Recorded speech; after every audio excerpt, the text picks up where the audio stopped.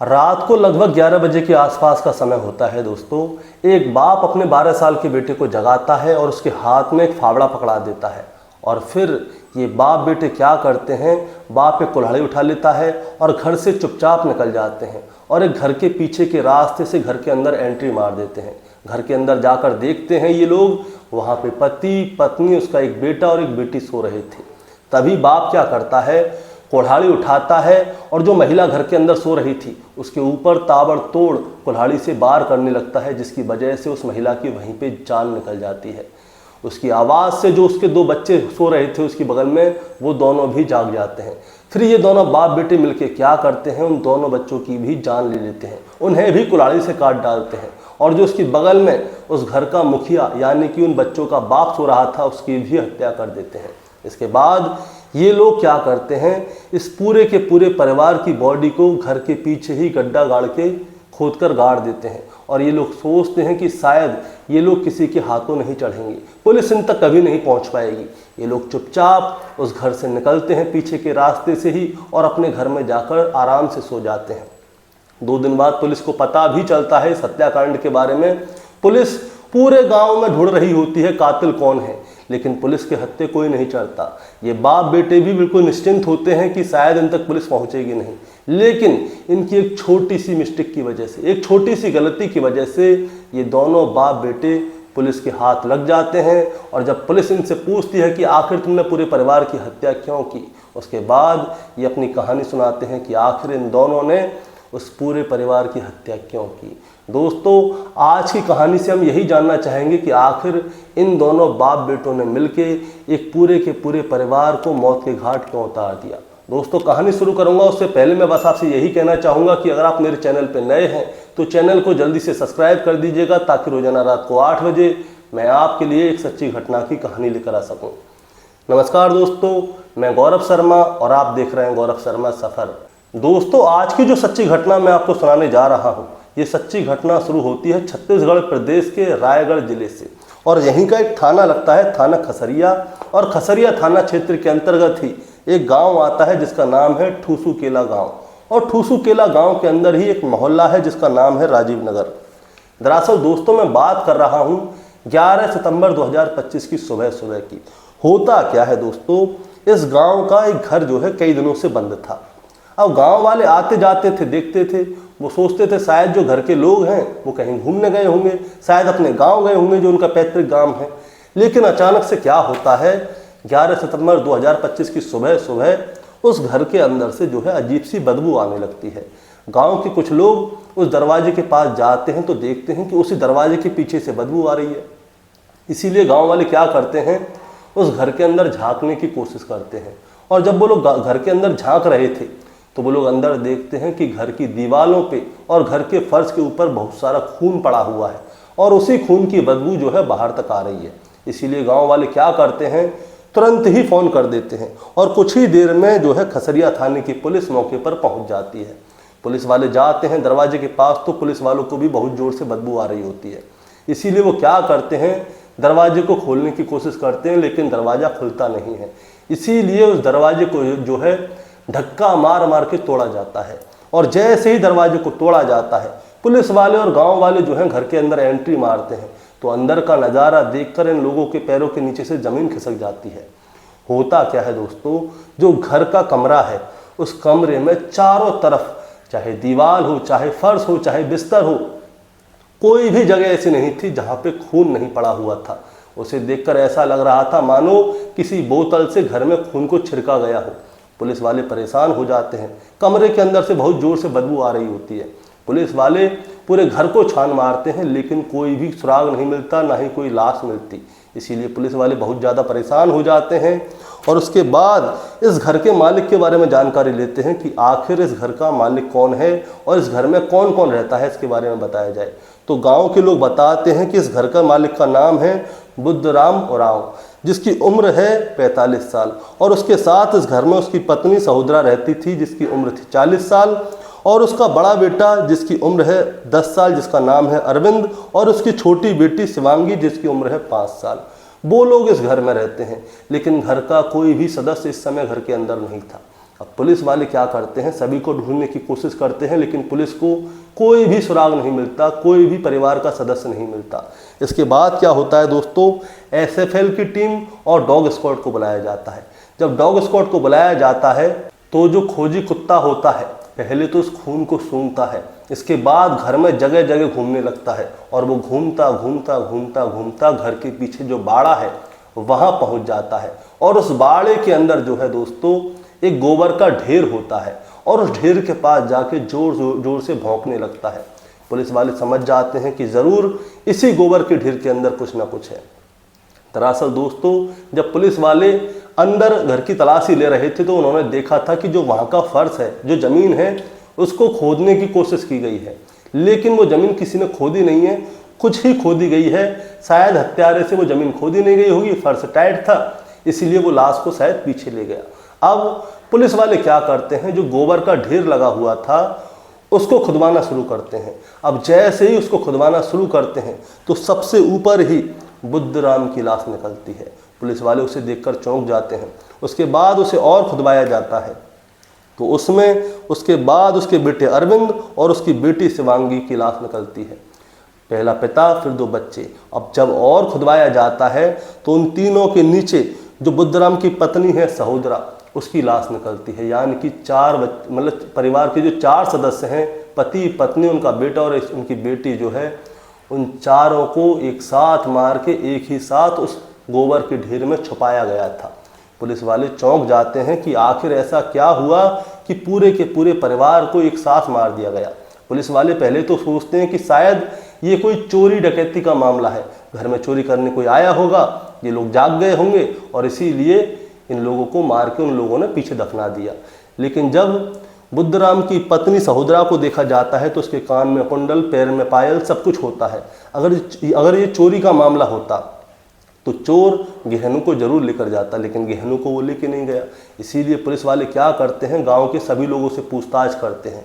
और जब गांव के सभी लोगों से पूछताछ की होती है तो पता चलता है कि बुद्धराम की एक बेटी भी है जो कि रायगढ़ में रहकर अपनी बुआ के घर पे रह के पढ़ाई कर रही है।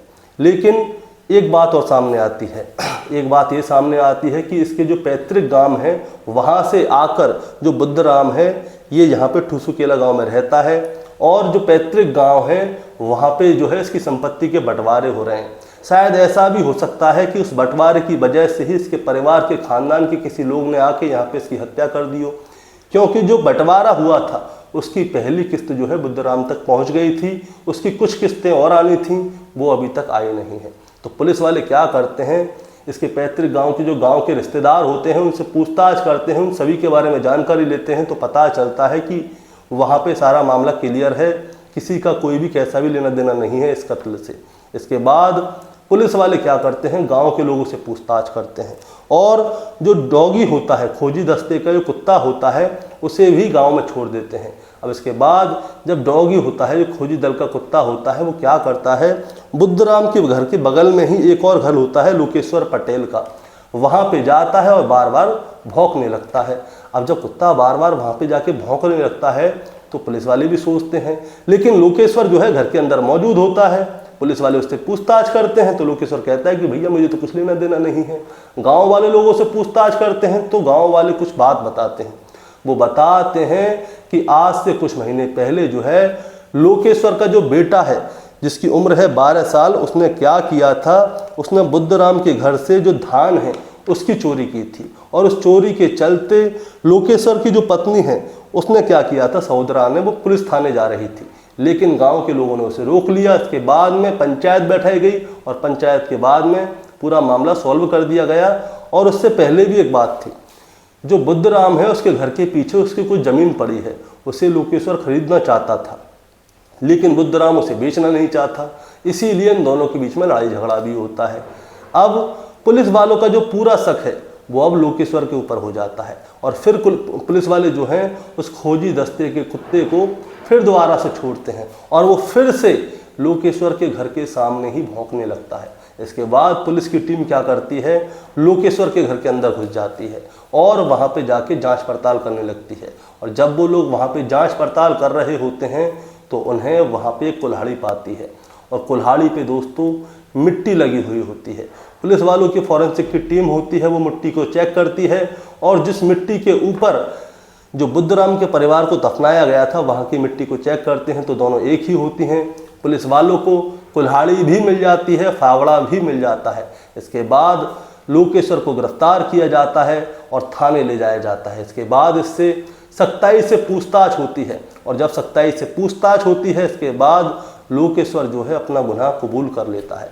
वो बताता है कि बुद्धराम के घर के पीछे जो है एक ज़मीन थी, मैंने बुद्धराम से बहुत बोला कि उस ज़मीन को तुम मुझे दे दो, जो तुम्हारा पैसा है वो तुम मेरे से ले लो, लेकिन बुद्धराम उसे बेचने के लिए तैयार नहीं था। इसीलिए इन दोनों के बीच में जो है वाद विवाद होता था। और आज से लगभग 6 महीने पहले की बात है, लोकेश्वर के बेटे ने बुद्धराम के घर में चोरी की थी, धान की चोरी करता हुआ वो रंगे हाथ पकड़ा गया। इसकी वजह से भी इन दोनों के बीच में बहुत जोर से लड़ाई झगड़ा हुआ था।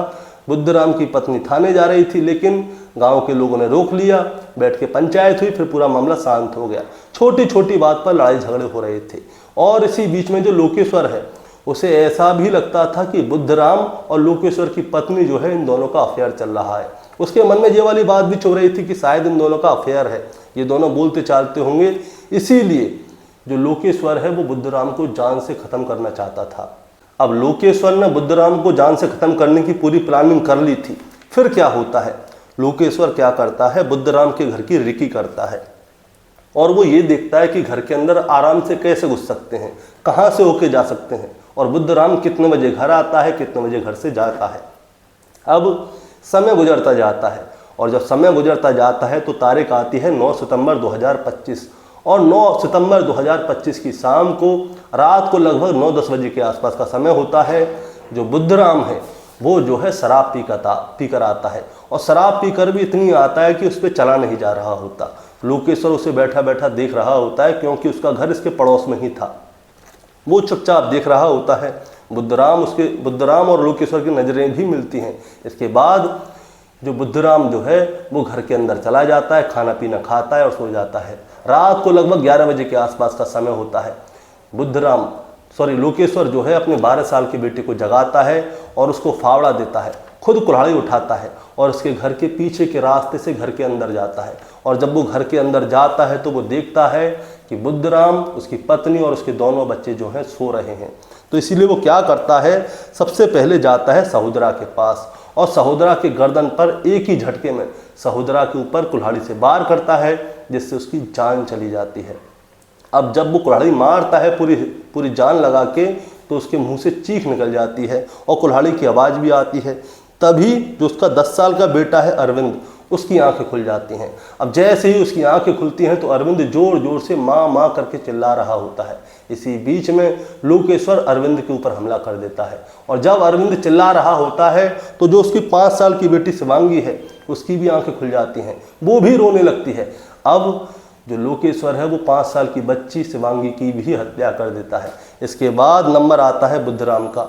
बुद्धराम शराब के नशे में चूर होता है, इसीलिए वो सो रहा होता है, उसे किसी की भी आवाज़ नहीं आती और बुद्धराम को वो सोते सोते ही मार डालते हैं।